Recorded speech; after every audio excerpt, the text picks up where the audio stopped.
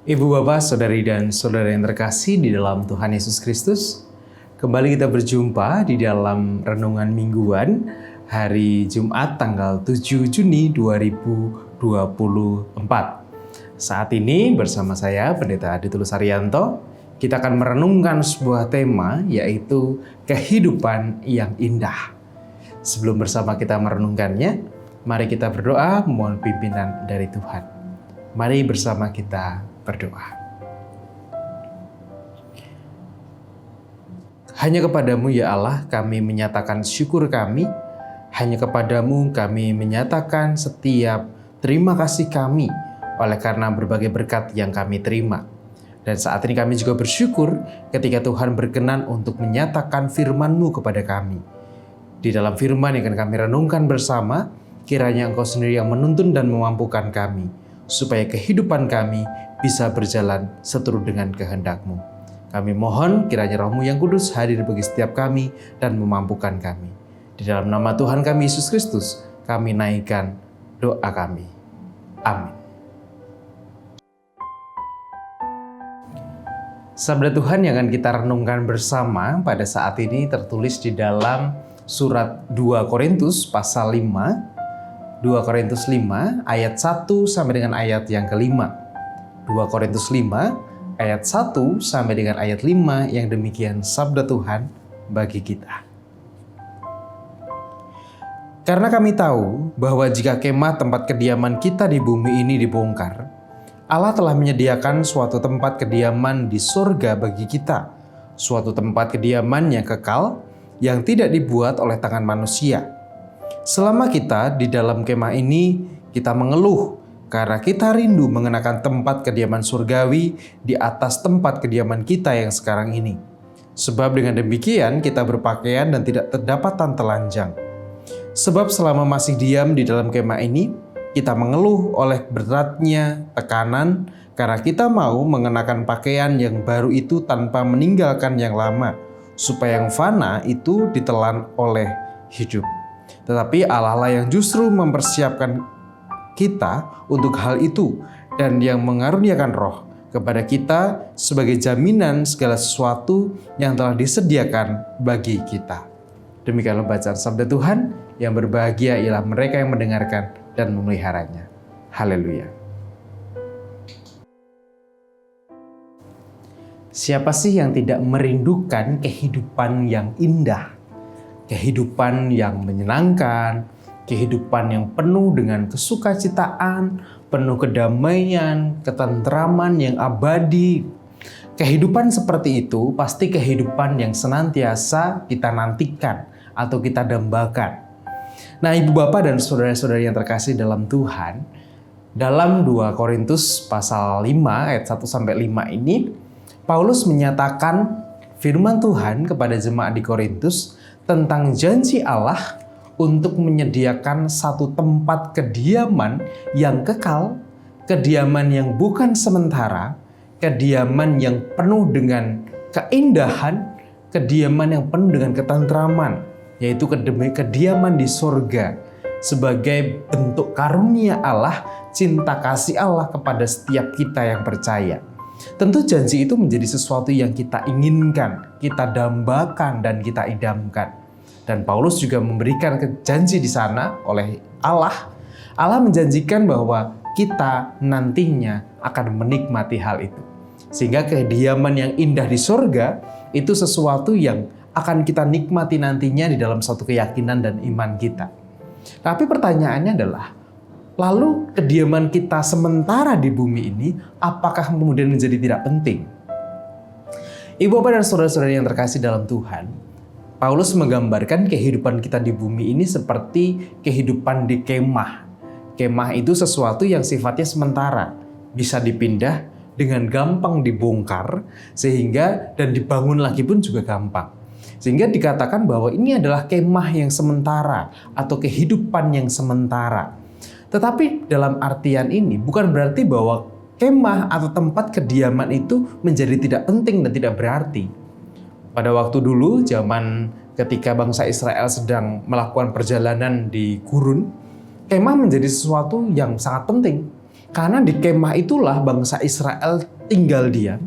Bangsa Israel bisa tidak merasakan kedinginan, ia bisa tetap hidup, mereka bisa tetap merasakan kehidupan itu di kemah itu.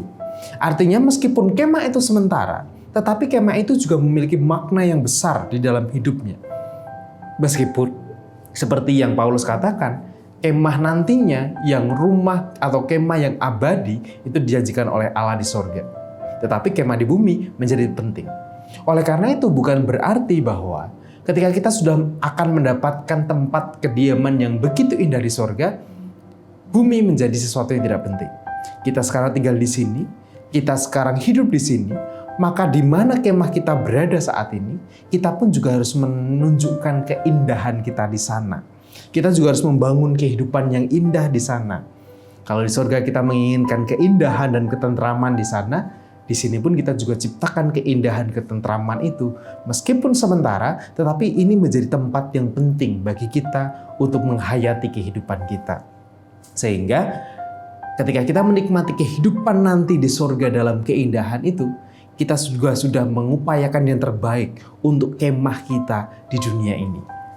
Mengupayakan kehidupan yang indah tentu bukan hanya tentang berpikir tentang diri sendiri, tetapi kemah yang indah, kediaman yang indah, suatu keindahan, itu juga berpikir bagaimana kemudian kehidupan yang indah itu tidak hanya kita rasakan, tetapi juga orang-orang di sekitar kita. Sejauh mana kita sudah memberikan keindahan itu, mewujudkan keindahan itu bersama-sama, itu yang menjadi tugas kita, menjadi misi kita selama kita masih tinggal di kemah yang sementara ini. Meskipun sementara, tetapi semuanya itu berarti. Tuhan memberkati. Amin. Marilah saat ini kita bersama berdoa, kita menyerahkan setiap syafaat dan syukur kita kepada Tuhan. Mari bersama kita berdoa.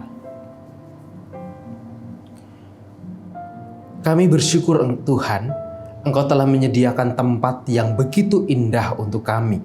Sesuai dengan janji-Mu, kami akan mendapatkan tempat tinggal yang begitu indah dalam keindahan-Mu di surga kelak. Tetapi Tuhan, ajar kami juga, meskipun kami tinggal di kemah yang sementara di bumi ini, tetapi ajar kami juga untuk menciptakan keindahan di sini. Karena meskipun sementara, tetapi kehidupan kami di tempat ini adalah sesuatu yang berarti dan bernilai. Ajar kami Tuhan, untuk kami bisa bersama-sama menciptakan keindahan itu. Keindahan, ketentraman yang bukan hanya kami rasakan, tetapi juga orang-orang di sekitar kami rasakan.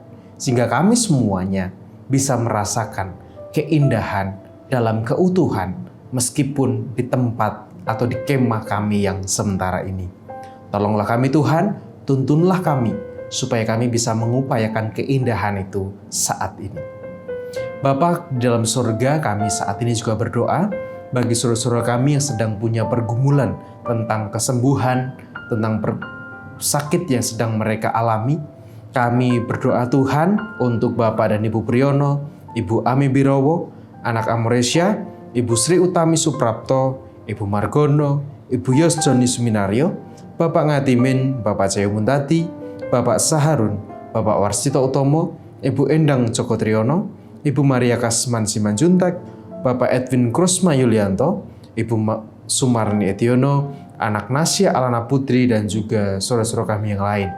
Tuhan, kiranya Engkau sendiri yang hadir memberkati setiap proses pemulihan saudara-saudara kami ini. Biarlah dalam segala keutuhan diri mereka, dalam segala upaya yang dilakukan, kasih dan kebaikan Tuhan boleh dirasakan oleh saudara-saudara kami ini. Kami menyerahkan Tuhan, orang-orang terkasih kami ini hanya ke dalam tangan kuasa-Mu. Kami juga berdoa untuk orang tua kami.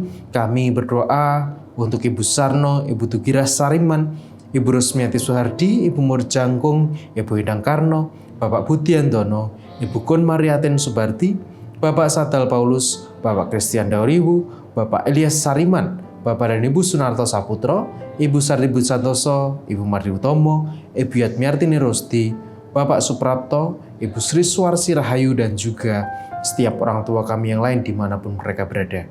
Ya Tuhan, kiranya Engkau yang memberkati orang tua kami ini dalam segala keberadaan mereka Tuhan. Di dalam kerapuhan mungkin, di dalam penurunan fisik mereka, penurunan kesehatan mereka oleh karena usia, tetapi biarlah kedamaian-Mu, kesukacitaanmu boleh dirasakan oleh orang tua kami ini. Kami menyerahkan Tuhan juga untuk segala pergumulan kami dalam segala tanggung jawab dan aktivitas yang akan kami geluti sepanjang harinya. Kami upayakan terus yang terbaik. Kiranya Engkau pun juga hadir bagi setiap kami, sehingga kami bisa melakukan tanggung jawab kami, aktivitas kami dengan yang terbaik seperti kami mempersembahkannya untuk Tuhan. Kami serahkan Tuhan doa kami serahkan segala pergumulan kami hanya ke dalam tangan kuasa Tuhan. Di dalam nama Tuhan kami Yesus Kristus, kami naikkan syukur dan permohonan kami. Amin.